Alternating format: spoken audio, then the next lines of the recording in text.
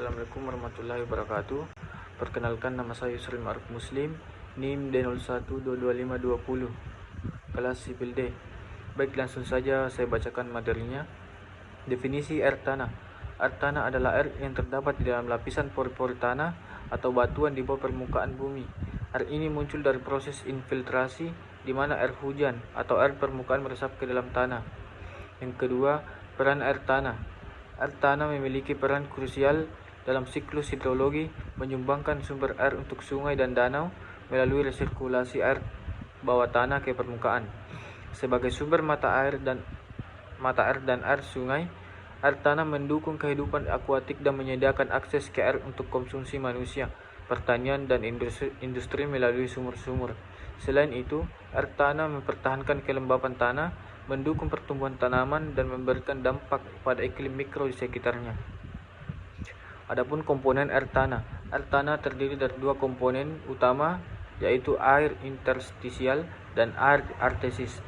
Yang pertama itu ada air interstisial, adalah air yang terisi di antara butiran-butiran tanah atau retakan-retakan batuan di lapisan tanah, adalah bagian yang dapat diambil oleh tanaman atau mengalir ke mata air dan sungai.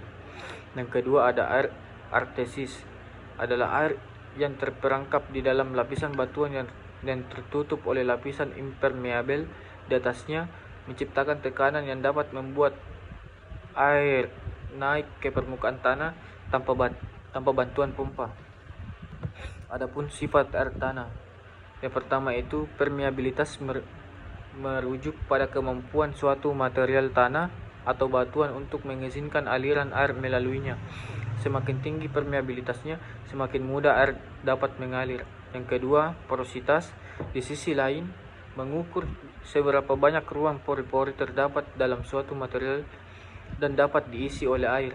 Material dengan porositas tinggi memiliki kapasitas penyimpanan air yang lebih besar. Adapun hukum Darcy. Yang pertama itu hukum Darcy ditemukan oleh Henry Darcy dan merupakan seorang insinyur sipil Prancis yang hidup pada abad ke-19. Pada tahun 1856, Darcy melakukan penelitian eksperimental yang terkenal mengenai aliran fluida dalam media pori-pori, khususnya aliran dalam tanah. Hasil penelitiannya dikenal sebagai hukum Darcy. Yang kedua, hukum Darcy menyatakan bahwa laju aliran air melalui suatu medium pori-pori secara langsung berkaitan dengan perbedaan tekanan hidrolik antara dua titik dalam medium tersebut, luas permukaan efektif medium, dan koefisien permeabilitas medium. Rumus matematis hukum Darcy menjadi dasar teoritis untuk memahami dan mengukur aliran air tanah dalam bidang hidrogeologi dan rekayasa geoteknik. Penelitian Darcy memberikan kontribusi penting dalam pemahaman kita tentang perilaku air tanah dan penerapannya dalam manajemen sumber daya air. Yang ketiga, hukum ini menjelaskan aliran dalam media poros seperti tanah, menyatakan bahwa laju aliran air berbanding lurus dengan perbedaan tekanan hidrolik dan invers proporsional dengan panjang lintasan aliran serta permeabilitas medium tersebut. Hukum ini esensial untuk memahami aliran dalam tanah, memprediksi perilaku air tanah, dan merancang struktur rekayasa yang memerlukan manajemen tekanan air tanah. Dalam konteks manajemen sumber daya air, hukum Darcy membantu mengoptimalkan eksploitasi air tanah, memitigasi risiko penurunan kualitas air, dan merancang pemanfaatan sumber daya air secara berkelanjutan. Penggunaannya juga melibatkan pemahaman pergerakan zat terlarut, membantu dalam pemantauan dan mitigasi dampak lingkungan. Keseluruhan, hukum Darcy adalah landasan penting untuk aplikasi praktis dalam pemodelan hidrogeologi, rekayasa struktur, dan pengelolaan berkelanjutan sumber daya air. Memainkan peran kunci dalam upaya ini kita untuk memahami dan mengelola air tanah secara efektif. Adapun hukum Darcy. Rumus hukum Darcy menyatakan bahwa laju aliran fluida melalui suatu medium poros adalah sebanding dengan perbedaan tekanan, luas permukaan, dan invers proporsional dengan panjangnya, sesuai dengan persamaan Darcy. Adapun faktor yang mempengaruhi air tanah. Yang pertama itu hukum Darcy menjelaskan air tanah aliran air dalam tanah dan bergantung pada beberapa faktor kunci. Yang kedua, luas permukaan efektif tanah mempengaruhi aliran air. Semakin besar luasnya, semakin besar laju aliran. Yang ketiga, perbedaan tekanan hidrolik antara dua titik dalam tanah juga memainkan peran penting. Semakin besar perbedaan tekanan, semakin cepat aliran airnya.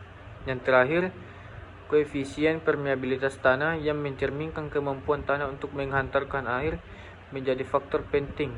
Semakin tinggi koefisien permeabilitas, semakin besar laju aliran air tanahnya menurut hukum Darcy. Penerapan. Yang pertama, hukum Darcy banyak diterapkan dalam hidrogeologi dan rekayasa reservoir minyak. Contohnya dalam hidrogeologi, hukum Darcy digunakan untuk memahami aliran air dalam akuifer. Dalam rekayasa reservoir, hukum ini membantu memodelkan aliran fluida dalam batuan reservoir untuk mengoptimalkan produksi minyak dan gas. Adapun pengelolaan air tanah. Yang pertama, dalam pengelolaan sumber daya air tanah, hukum Darcy digunakan untuk memahami dan mengelola aliran air di dalam akuifer. Yang kedua, monitoring tekanan air, laju aliran dan karakteristik batuan dapat membantu merencanakan eksploitasi yang berkelanjutan. Yang ketiga, penggunaan sumber pompa yang tepat dan perencanaan pengeboran yang bijaksana adalah contoh strategi yang berkaitan dengan prinsip hukum Darcy untuk memastikan pemanfaatan sumber daya air tanah yang efisien dan berkelanjutan. Dan kesimpulan. Yang terakhir ada kesimpulan. Kesimpulannya adalah air tanah dan hukum Darcy adalah bahwa hukum ini memberikan dasar teoritis untuk memahami aliran air dalam tanah. Dalam pengelolaan sumber daya air tanah, penerapan hukum Darcy membantu merencanakan eksploitasi yang berkelanjutan melalui pemahaman terhadap parameter seperti tekanan, laju aliran, dan karakteristik batuan akuifer.